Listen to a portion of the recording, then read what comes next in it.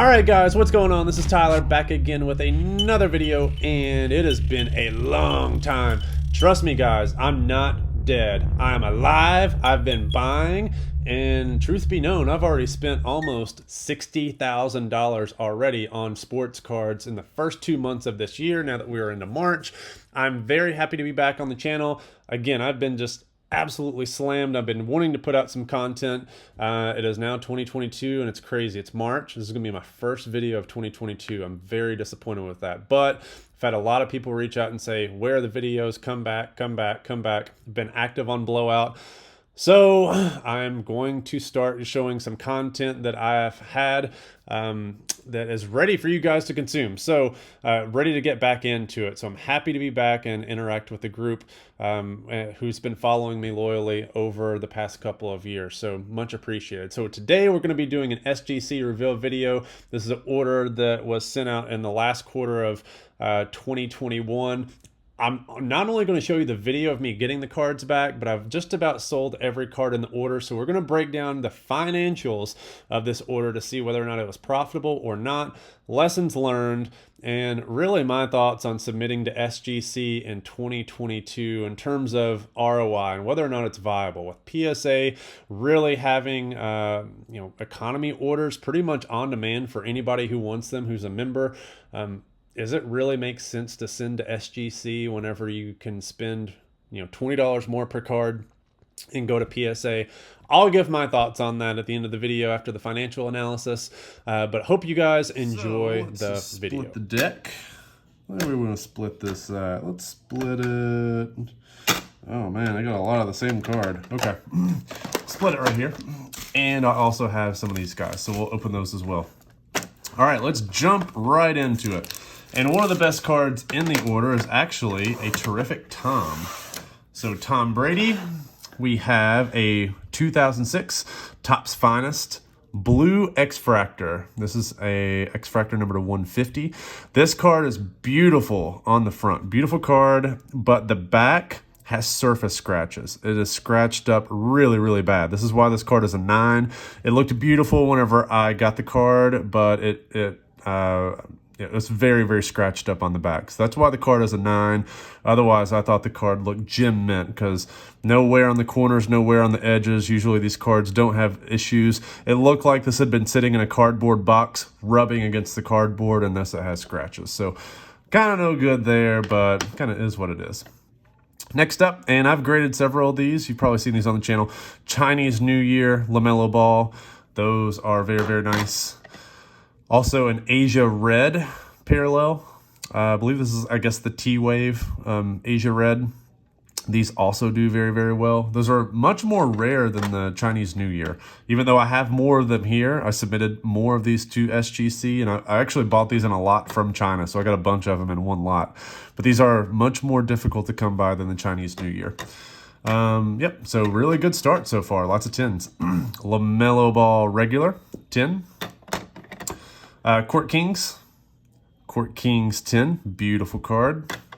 These cards are not worth getting graded for $30. I want to tell you that right now. You can buy these cards. I mean, I paid right around $20 to $25 a piece for these. These cards are probably less than that now because there's not an arbitrage opportunity to make them more valuable in an SGC case. SGC 10s for these things, I mean, they were $75 at one point. Now they're less than $50. So these are all losses. These cards are gem mint cards, and they're all going to be losses. So I don't really know what the profitability of this order is. Basketball, ultra-modern stuff has just kind of gone downhill. So this is me doing a little bit of gambling money. These are not things that I would say, hey, guys, go do this. This is a way to make money grading in late 2021. This is kind of just fun money playing around with the grading SGC cards, knowing that PSA is kind of out of commission. And yes, PSA is coming up with a $100 regular service. To me, that still is not that great, especially with the turnaround times. But yeah, man, SGC for $30, things are going to have to change. Yeah, lots of dialogue, lots of conversation about the future of grading for me. I'm very pessimistic with grading. And I hate to say that, guys. I've been so positive on this channel. I've been so positive and energetic. But just seeing what cards people are sending in for PSA at the $100 level through bulk submitters, people are okay with not getting a lot of profit back. They're okay with spending high prices for grading fees like this and not getting any value back. So separate conversation for a separate day, and I will do an in-depth analysis on that, as I've gotten some recent feedback through a poll recently on blowout forums to talk about that very topic. But we're going to stick to the SGC order. This is actually a really cool card and a very rare card. Trying to find Spectra Gem Mint copies is very difficult. You can see corners down here. Hard to be completely sharp. These are thick cards, so very difficult to get tins. I submitted the 2 best ones that I could find. I think I bought 3, actually, so I think I submitted the 2 best, and that was after carefully reviewing what was on eBay. So I got one 10 and one 9.5, which was nice. It was very nice. Also, I did submit some of these Bowman Chrome prospect cards to SGC because, again, PSA, it's not worth it. BGS, not worth it. Reginald Preciado, and yes, there's junk here. This is a 10-10 autograph and card itself. They graded these Mega Blaze Jordans incredibly hard. I did not get a single 10 on these. This is kind of crazy to me. I mean, yeah, the card, this one's a little bit off center, top to bottom. This being a 9 is just doesn't make any sense. Does not make any sense. Yeah, man, I know SGC grade's very difficult, but this just does not make any sense. I mean, these cards are flawless surfaces. The corners are beautiful on these cards. They don't have edge wear. I have no idea what in the world could knock this down to a 9, but all of these got just destroyed. Victor Acosta, 9.5, 10. Again, 9.5s aren't doing you any favors. You have to get 10s on Ultramodern. Luckily, and I don't know which ones these actually got graded, because the way that their order results come back, I see the grades, and honestly, I haven't looked at them in a couple of weeks. So this is honestly kind of news to me in terms of what I'm getting. I just remember those Blaze Jordans being not good. So this is news to me. Like, I'm kind of revealing these and not really knowing the grades. So Blue Choice came back 10-10. This is not Mega. This is not from the Mega boxes, although it has the Mega box parallel. This is from the Choice boxes. And what is this next one? Dang, it's just a regular one. Regular 10-10. Okay. I don't know if I submitted any other ones to these, but I'm a big fan of Victor Acosta. I think he's really, really good. All right. Now, let's open up some of these guys. Again, I can't really remember all that I had. All right. So I do remember that card. That's a good one. No, it's not a base card. It's not a base card. You have to read. It is the Aqueous Test. Knew this was not going to be a PSA 10, so I submitted it to SGC and got my 9.5, and it's the Aqueous Test. So Aqueous Test, pretty nice card. Yeah, really, really nice card. Super short print. So that one's a 9.5. No, Trevor Lawrence sucks. You want to get some salvageable value out of this. This is going to be a huge loss. So, yep, 9.5, not good. Justin Herbert, red press proof. This one I knew was going to be, had a good chance at getting a 10, but again, can't pay the PSA fees for this type of card. As I think PSA 10s for the Herbert are in the 350 range. I think mine keeps getting relisted through Propstein, of course. I've talked about that a lot. So that one came back at 10. And last but not least, nothing super high end. A Shohei Ohtani base that came back a 9.5. So this order's just kind of blah. There's really not a lot of good value here, to be perfectly honest. The only value may be in Mac Jones price appreciation. This card has gone up quite a bit because it's not a base card. High grade Mac Jones cards are doing well if they're rare. Don't buy into the regular Donruss craze of people sending in Donruss cards at $150 a piece to PSA. That's just asinine. That's ludicrous. It's stupid. It's playing with fire, because those cards have gone from, $2,000-$3,000 a pop early on whenever they were getting manipulated, all the way down to now they're popping in the 300 range as the PSA 10 pop reports are eclipsing 600 a piece. So, all right, guys, that is my order. We got one good card of the GOAT. We've got Baby GOAT, so Tommy and Mac with their Wild Bill connection and Bill Belichick. We'll see what these cards do. I'm going to probably auction all of them off just to get some salvageable value. Go into 2022 on a clean slate, and see if we can make good purchases in a very much so corrected market. So, all right, guys, thanks for checking this out. I kept it under 10 minutes, which is awesome. We'll see you. What's going on, guys? We are back, and after you watched the video of all the beautiful cards that we just showed in this SGC order, we're going to break down the financials. And I know a lot of the SGC fans aren't happy about those financials whenever I break these out, but I gotta say, this is the truth of SGC resale value. Granted, this was a couple of months ago. So football season was still going on. Basketball season was just underway. But the resale value is just not there for SGC. A lot of these cards, I was just rolling the dice and kind of gambling with just to see if it would work out. And if this is the same type of thing that would work with SGC, that worked with PSA, and just the value is not there. It was there in 2020 whenever prices were really cheap to send into SGC. But at $30 a pop, just not there. And I'm trying to give you guys proof that that's not the case. Now, again, I send all of my good stuff to PSA because PSA is where the premiums are at. If I have a good card, why do I want it to be in an SGC 10 holder when it's probably going to be in a PSA 10 holder? And that price difference is more than worth, at the time, me spending a big premium for Express and then later on regular, and now especially with economy open. So, like good cards usually aren't going to get sent to SGC, but for some of those lower tier cards, could you still squeeze out a profit? Let's find out. But overall, the answer is probably going to be no. So if we look at some of the cards that I sold, Trevor Lawrence, this is not really SGC's fault. This is just Trevor Lawrence sucking. I paid $192 for that card. Again, you want to get some gem mint worthy copies early on, and also hopefully, capitalize on the player doing well. Trevor didn't do well. He sucked. So I sold that card for 46 bucks. Kind of sucks. The Aqueous Test. This was not a PSA 10 card, the Mac Jones. It was definitely an SGC 9.5. That's why I went to SGC. Maybe I could squeeze out a 10, but it didn't work out. So sold this card for $110, which at the time was a big collapse. So I sold this, I want to say, right around the time that people were bailing on Mac. Towards the end of the playoffs, I want to say it was before they got blown out by the Bills.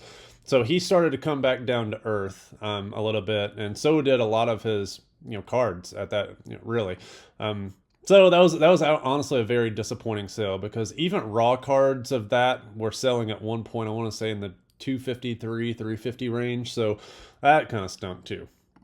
The Tom Brady Blue X-Fractor, again, I knew this card was not going to be a high-grade card. It had some back surface scratches.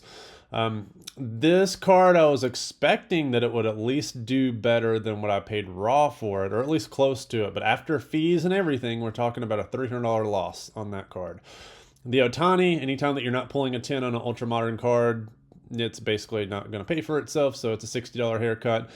Now, I haven't sold some of these cards because, I'm just trying to ride these out and actually have confidence in some of these guys, like especially Victor Acosta. Whether or not I come out ahead on some of these, I probably will, because I believe all these were SGC 10s outside of the 9.5, so I forgot to pull those in. So I'll pull that information in, but it looks like I'm going to probably do okay. Am I going to get these expected values? Probably not, but I'm at least going to come out positive, which is a good thing. The Preciado I actually just recently sold in person for 150 bucks, so pretty happy about that. It came out $44 ahead, but by the time you factor in a $30 grading fee, that 106 cost jumps to 136, as you can see down here with the $900 fees, and that really makes this not really great in terms of an ROI. So I made like $10, so I can go to In-N-Out Burger and get a combo. That's what I can do. Panini Court Kings LaMelo Ball. I would have thought that these balls would have done a lot better, but apparently nobody wants these balls. Nobody wants them. So took a haircut on all of them. Yes, I resold these more than what I paid raw for the card, but again, factor in that hidden $30 grading fee, which I summarized down here at the bottom. Every one of these cards lost value. The SGC 10 Chinese New Year's Revolution, perhaps one of the biggest shocks to me. I mean, there was just no market for this card, and these cards were not. These are not the base cards. Like, these are Chinese New Year. This is the Asia Red parallel. So I had bought these previously and sold them through SGC, and actually did pretty well with them. But it's like, at this point, people are so turned off with Ultra Modern. I bet if I sold these cards today, they probably would do better than this. But I mean, this is like peak Ultra Modern, like, revolt. Nobody wanted these cards whatsoever. So yeah, I actually sold this card less than what I paid for it raw, and I'm just telling you, if you just look at PSA 10 comps, and perhaps that's something that we can do, is I can pull in PSA 10 comps for these cards. I'm actually going to do that at the end of this video, is really do a comparison of PSA 10 value versus what these cards go for. So Asia Red also got slaughtered. The regular LaMelo Ball actually outsold what my Chinese New Year card sold for. Like, what is going on? What is happening in this market where the regular card outsells the rare Chinese New Year parallel? Just a weird world that we're living in. The Spectras, I was so disappointed in the SGC 10 Spectra sale. That card is impossible to find gem mint. It sold for less than what I paid for raw, which is so funny. It's just hilarious. Contenders, those didn't do well either. Actually did fairly well, I guess. So, I mean, 43 plus $30, 73. So I made, $5 for a couple of these, but that's all offset by the 9. So again, just ultra modern cards, $30 price point.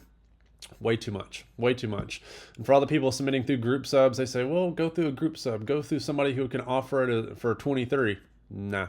I spent a lot of money with SGC and PSA and even Beckett, and I expect to get the best prices. It's just that simple. I'm not going to go through somebody else, especially with all the crap that we've seen with the group submitters lately, to get my cards at a cheap price. So this is kind of a rolling the dice order anyway. Donruss Justin Herbert Red, I did okay with that. Again, that was peak Justin Herbert hype where I moved that. And then these didn't pull a gem mint, even though I thought that they should have. I don't know what they were looking at. These cards are very easy grades, so obviously I lost there. Okay, guys, so in summary, I just don't think SGC is a good play at all. All right, guys, so in summary, this was an order that I'm not really proud of. Seems like all my SGC orders this year are not good. I'm officially done sending them cards until they get down to a price point where it makes sense to send them stuff. With PSA Opening Economy, Regular Express, they've been getting all of my business lately. So I want to show you guys the good, the bad, and the ugly. 2018, 19, 20 was wildly great for me. 2021 was actually very profitable as well. The biggest losses were when I went to SGC and CSG. And yes, I did save my best cards for PSA in the beginning of the year and at the end of the year, but everything that I sent in the middle, where I wasn't really differentiating between should I send this to PSA, SGC, or CSG, because really the only options were SGC and CSG, every single one of those orders, whether it be CSG or SGC, was crushed. Crushed. Now, a lot of that was due to the market dropping in the end of the first quarter, all of the second quarter. So, at some point, you're riding this wave so high, and the wave begins crashing down, and it's like catching a falling knife, right? So, I pretty much rode an amazing wave in 2019 and 2020, and 2017 and 2018 was probably just as profitable from an ROI perspective. 2017 definitely was, but the values were just blown up so much. So as things came crashing down, especially in ultra modern, obviously at some point you're going to be caught holding some of those cards, and the best strategy is to exit out of those cards.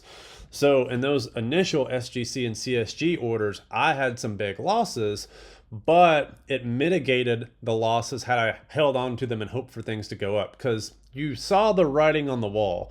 Like with cards with a pop value of 20,000, I'm not one of these folks who was jumping in thinking that was good. Whenever I got my Donruss Optic Zion Williamsons back graded from PSA 10 and I saw that they were going for $300 a piece, I was rinsing and repeating, buying, grading, selling, buying, grading, selling, like nonstop. My goal was to turn as many cards over, get them back as quickly as I could from PSA and sell, because that wasn't going to last forever. So once it started to not last forever, SGC and CSG was my only option, and I've been nibbling with them and sending them stuff here and there. But I'm also going to show you how bad of a decision it is to send these cards there. I mean, I see breaks for SGC posted on Blowout and some YouTube forums, and I'm just like, these cards are not profitable. I mean, they're going to be the exact same things that I send in. And yeah, if you want to get your cards graded and mitigate the risk of a return by having, you know, like a Tom Brady that has clear surface scratches on the back of the card that somebody would complain about, get it slabbed as a mint 9 card so that you don't have to worry about the return. I get it. You know, me paying $30 to have this card encased that's a $1,300 card, I'll do that every day so that I don't have to worry about some schmuck returning the card because it's not gem mint. So it's a good tool for those types of things, but if you're actually wanting to make money, if this card was a true or if a true gem mint card that had potential to be a gem mint card, it's not going to SGC. It's going to PSA, because the value difference in an SGC 10 and a PSA 10 on a card like this, I mean, it's almost 2x probably. I mean, it's magnitudes bigger. And there's really no reason to send the card to SGC unless you think SGC is going to give it a 10 where PSA thinks it's going to be a 9.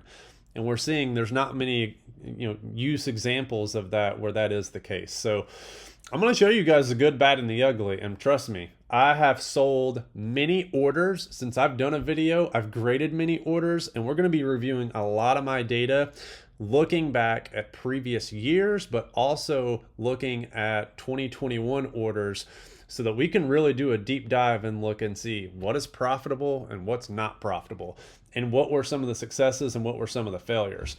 So hope you guys enjoyed the video. It's been a long time.